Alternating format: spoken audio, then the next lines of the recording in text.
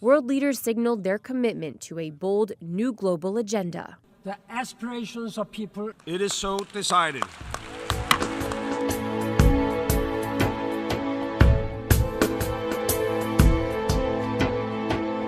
Paris is known as the city of light.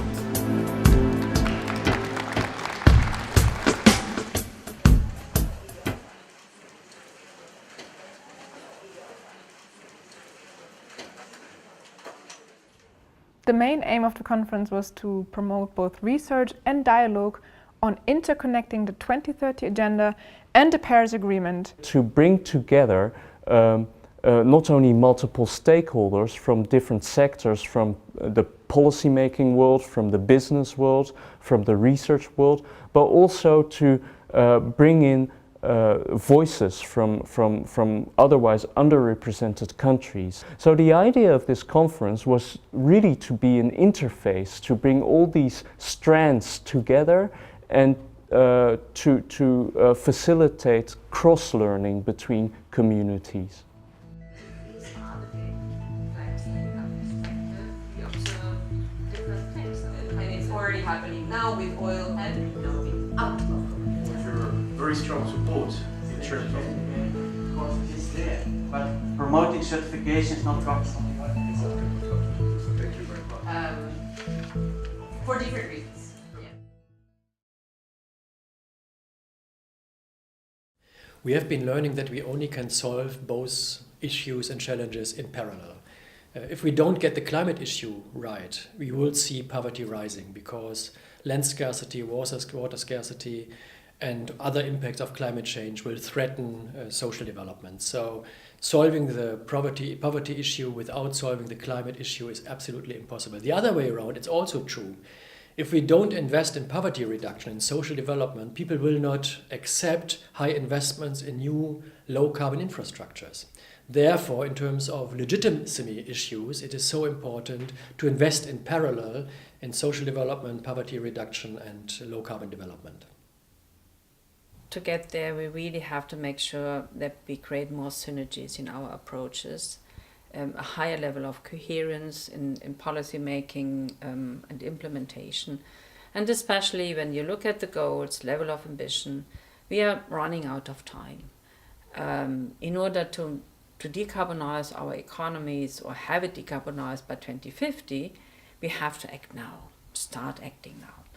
So this requires not only action across all sectors within government, but this requires actually working together with all stakeholders in our societies. We have an integrated and coherent approach in the African context. Look, is the deglobalization. At an academic conference, often you see mostly researchers presenting, right? And then it's researchers talking to researchers. What we try to do is to mix things up a little, to also have practitioners and policymakers speaking in these sessions, and also to invite moderators from different sectors, from the policymaking world. We had consultants also moderating. And this way we could bring research in direct contact with other worlds.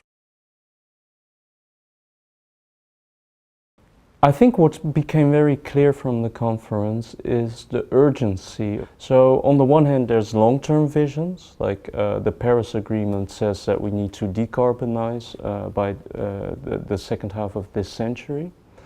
But to get there, we need to kind of weave the timeline towards this longer-term vision. Since incremental steps won't suffice, we need to put a stronger spotlight on transformational approaches. There was agreement that we need to investigate more closely both the synergies and the trade-offs between NDC implementation and SDG implementation. So for me, I think the parties that need to get involved with the private sector. We know that the money is out there in the private sector. We talk about the 100 billion, but the governments don't have that to put in. And anyway, 100 billion isn't nearly enough. I mean, we need to take it to trillions. So we need to get the private sector, the institutional investors, insurance funds, pension funds, and the sovereign wealth funds engaged. And why do we need to do that? Well, first of all, obviously they bring the capital, but also the private sector brings the technology, they bring the capacity building, they bring the entrepreneurship, they find ways to get round problems. We know the private sector can work faster, they can be incentivized, and they can get the job done. And we don't have a lot of time. So for me, the answer to that question is the private sector.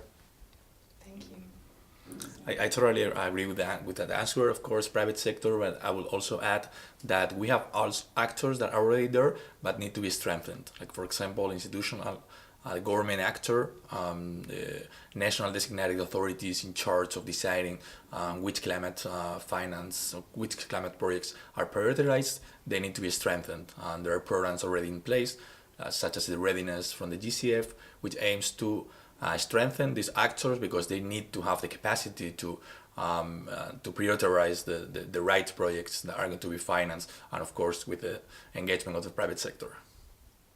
We say, I mean, we have also to collaborate and get more linkages with the private sector, because especially in the field of finance, the public sector cannot do it on its own. So this is why we'll have to seek cooperation with the private sector, but also, for example, with the cities. I mean, especially when you think about transport, when you think about air quality, when you think about mitigation of greenhouse gas emissions, big cities are most important. Investors. We will see a doubling of global infrastructures, energy, urban infrastructures, roads, mobility infrastructures during the next 20 to 30 years to come.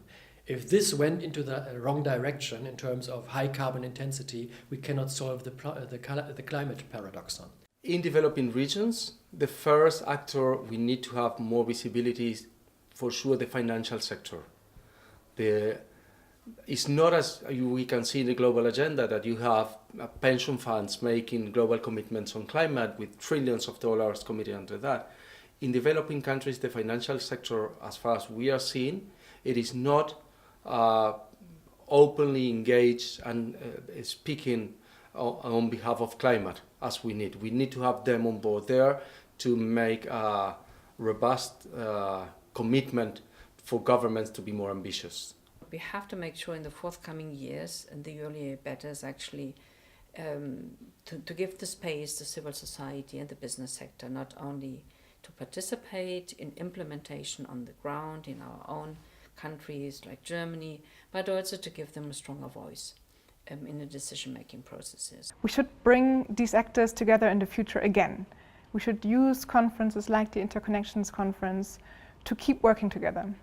Secondly, we should produce more knowledge together, fill the gaps that are still to be filled, create new publications, get our ideas out there and get more actors involved.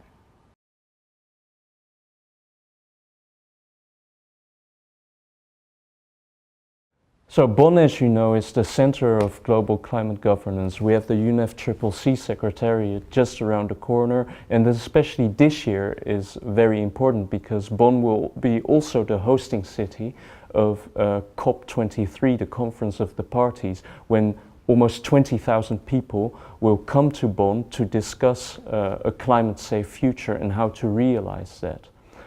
Of course, it is very important not to only talk about reducing greenhouse gases and how to do it, but also to make sure that as we are reducing greenhouse gases, as we're taking climate action, that we're also realizing a more sustainable world. And therefore, DIE, the German Development Institute, will become the interconnection zone to talk about the interconnections between sustainable development on the one hand and climate action on the other hand. We will send out a call for side events to all people who are interested and have good ideas to start dialogues on how to make that happen. In a way, we have organized the conference before, and now it is time for other stakeholders to step up, and we will facilitate that dialogue here at our institute in Bonn.